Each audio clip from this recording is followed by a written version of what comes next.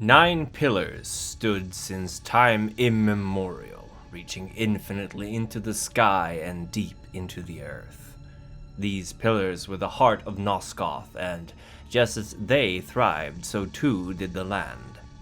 They were linked in symbiosis, and 9 guardians would serve to protect and represent the 9 principles upon which the world existed: mind, dimension, conflict, nature, balance, energy, time, states, and death. The pillars had existed since before humanity, and its masters had once been a different race entirely, but at some point it had become the duty of mortal guardians to preserve the values of their pillars, and the true origin of Nosgoth's heart would fade from memory. While unaging, the guardians were not immortal, and whenever a guardian would die, a new one would be born to take their place. This chain would remain unbroken until one fateful event set the entire circle of guardians into disarray and corrupting the pillars and the lands of Nosgoth. Ariel, the guardian of balance, would be murdered brutally, her corpse found by her lover Nupraptor the mentalist, the guardian of mind. Suspecting her assailant and overcome with grief and paranoia, the guardian of mind would go insane, the remaining members of the circle afflicted by his insanity. And corrupted by Nupraptor's madness, the circle would turn twisted, a mockery of its former self, and unleash their powers upon Nosgoth, and the pillars would crack and wither, mirroring the ruined state of the lands and its guardians. Nupraptor himself would leave for his retreat, sewing his eyes and mouth shut to isolate himself from the world which he had once belonged to. No longer willing to aid pilgrims and truth-seekers, he would torture and kill any who sought out his wisdom. And with the death of Ariel, a new guardian of balance was born. But due to the chaos that followed her murder, the circle had no interest in finding this heir, and thus Kain, a young aristocrat from the city of Korhagen, grew up unaware of the role he was intended to play. He became an adult during the corruption of the pillars, witnessing how the world was dying, turning upon itself. Yet the privilege of his station allowed him the luxury of uninvolvement. He witnessed how the Nemesis, a wicked king bent on ruling all of Nosgoth, rallied his armies in the north and planned to invade the southern lands. Yet Kain had little care for that, instead choosing to travel the lands to assuage his boredom. Yet it was during this journey that he would fall prey to highway bandits who impaled him with an iron sword forged by the Serioli, legendary weapon masters of Nosgoth, and left him to die. Yet death was not the intended end for the Guardian of Balance. On the precipice of the underworld, Mortanius the Necromancer, Guardian of Death, offered Kain a chance at revenge. He would be free to hunt down his assailants and slaughter them, but the prize would be his mortality. He would be reborn as a vampire. Brazen and foolish, and spurred on by the indignity of the fate he had suffered, Kain did not stop to pause at this offer, but instead accepted it, transforming into an undead, a cursed creature at the hands of Mortanius. Yet even as he sought out and slew the bandits who had murdered him, Kain was told by his benefactor that they were merely the instruments of his murder, not the cause. And with his assailants dead, the young nobleman decided to seek a way to end this curse and to find the true mastermind behind his murder. He would find neither, instead stumbling upon the ruins of the 9 pillars of Nosgoth and meeting the spirit of the previous guardian of balance, Ariel. She promised him answers, if he in turn would find her former lover Nupraptor and end his madness. Only by killing the guardians and returning the objects that bound them to their roles could balance be restored and Nosgoth saved. Kain, disgruntled, agreed to these terms, if only because he desired the cure to his condition. On his journey towards Nupraptor's keep, Kain would grow more accustomed to his vampiric form, learning to wield many of its powers. He would learn to take on the shape of wolves and bats, as well as to disguise himself as a mortal to learn their secrets. His mind, likewise, was already changing, death and the subsequent resurrection having tainted his view on the world, his dry wit often turned to mock Nosgoth and its pathetic inhabitants. When finally he faced off against Nupraptor, he had slaughtered his way through the Mentalist's keep, destroying monstrous servants and supping on mortal blood alike. Malek, the guardian of conflict and the defender of the Circle of Nine, was there to meet Kain, but was dismissed by Nupraptor who, perhaps through folly, or a desire to have his existence ended, wished to face Kain alone. Once slain, Nupraptor's head was removed by Kain, who presented it to Ariel and, in doing so, restored the Pillar of Mind, yet was unable to heal the broken minds of the other members of the Circle. Having now met Malek, Kain realized that the Defender was to be his next opponent, and thus set out to face him. His journeys brought him to the city of Corhagen, his home, now ravaged by the plague.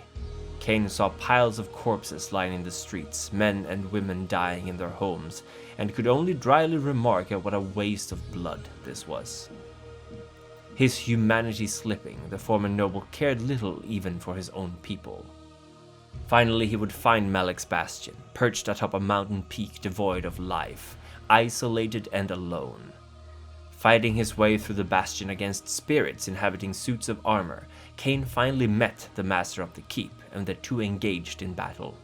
Malek, like his soldiers, was but a spirit without flesh, the result of a punishment enacted upon him by Mortanius the Necromancer when Malek had failed to protect the Circle of the Nine many years ago. 6 of its members had been slain by a vampire named Vorador who had attacked their bastion, and Malek, a Seraphim warrior and a vampire slayer, had been too late to protect them. Kain found himself unable to harm the spirit, his blade cutting through air and the armor reassembling itself no matter how many times he struck it. Fleeing the battle, Kain realized he would need to understand his situation better if he were to have any chance in defeating Malek. Ariel pointed Kain to the Oracle of Nosgoth for answers, and the vampire sought this hermit out, finding a museum of sorts. Amongst the artifacts, Kain came upon a text describing the origin of the Seraphim as an order of knights formed by the Circle of Nine to hunt down and exterminate vampires, led by Malek himself. Indeed, it would seem that the murder of the 6 members of the Circle had been done in retribution against the murders of countless vampires at the hand of the Circle's servants. The Oracle, sensing Kain's approach, told him of King Otmar, the only man capable of stopping the approaching horde of the Nemesis. But Kain, impatient as always, demanded simply to know how to defeat Malek. The Oracle, bemused by the vampire's urgency, showed Kain the failure of Malek and his subsequent punishment. He told Kain how the Seraphim warrior had permitted no member of the Circle to fall since then. Ironic then that Kain had put an end to that. The Oracle then told Kain to seek out Vorador by following the flames of the Ignis Fatuus to the keep of the ancient vampire in the Black Forest. Kain traversed the swamps and forests, realizing that Vorador had built his home in a place offering little but dangers to his kind. Kain was amazed by the richness that Vorador surrounded himself in, even more so by how undisturbed it was. Clearly no man had the courage to try to steal from the vampire lord, or perhaps none had ever succeeded in escaping. Fighting his way through Vorador's servants, including other vampires, Kain finally made his way into the dining hall of the one he sought, but not before being forced into a room lined with mortals in chains, blood soaking the walls and floors and hooks from which they hung. Only by killing them all was Kain allowed entry into the dining hall, noting the words Manus Celerdae on the walls, the speedy hand of God. Vorador proved to be a gracious host, and told Kain the story of his encounter with Malek and the Seraphims before urging Kain not to meddle in the affairs of mortals, lest something like the Seraphims would arise again. He told the young vampire rather to indulge in his gifts and nature, but never to the point where it would threaten the balance of the world. Kain, while not arguing, saw not a wise leader in Vorador, but a decadent coward. Upon his departure, Mortanius would point Kain towards the Dark Eden, a project by 3 of the Circle's members to recreate Nosgoth in an image they saw fit, a dome of energy expanding slowly and recreating all within it. Kain fought his way through the keep of these 3 and found the Jewel, the Guardian of Energy, Bane, the guardian of nature, and Azimuth, the guardian of dimension. Before he could strike them down, Azimuth summoned Malek to their side before teleporting away. Outmatched, Kain called for the help of Vorador, who once again stood face to face against the Guardian of Conflict. With Malek preoccupied, Kain chased after the fleeing Dejul and Bane, ending their lives and taking their artifacts to bring to the Pillars. Upon his return to the chambers of the keep, he found the sundered armor of Malek, finally defeated, and claimed his helmet as well, bringing the 3 items back to Ariel. Pursuing Azimuth, Kain journeyed to Avernus, a religious town that had fallen prey to attacks from dark spirits. Its cathedral served as entryways to rooms modeled after heaven and hell, and in heaven, Kain found the blade, the Soul Reaver, a weapon capable of devouring souls. Azimuth, surprised by Kain's discovery in her cathedral, for she was not aware of the weapon's presence, was slain with but a sweep of the blade, and thus Kain could deliver another artifact to the Pillars. Kain also discovered profaned scripture devoted to the dark being of Hashagik, a demon who demanded the blood of the firstborns of his cult. Unbeknownst to Kain, one more item he found before leaving Azimuth's cathedral was the time-streaming device, a tool she had stolen from Mobius, the Guardian of Time. It would come to his aid later, Ariel assured him, but he would need to hold on to it. Ariel would then proceed to tell Kain that he would need to stop the oncoming army of the Nemesis, lest his work be for naught.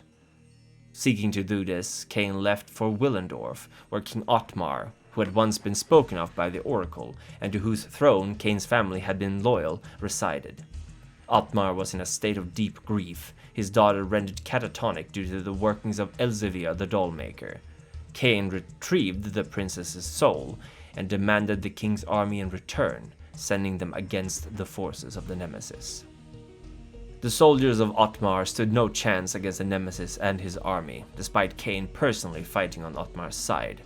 And as the king died and his forces fled, Kain was thrust into the past by the time-streaming device, which subsequently broke, stranding the vampire 50 years into the past, in the lands of William the Just, the boy king, who would grow up to become the Nemesis.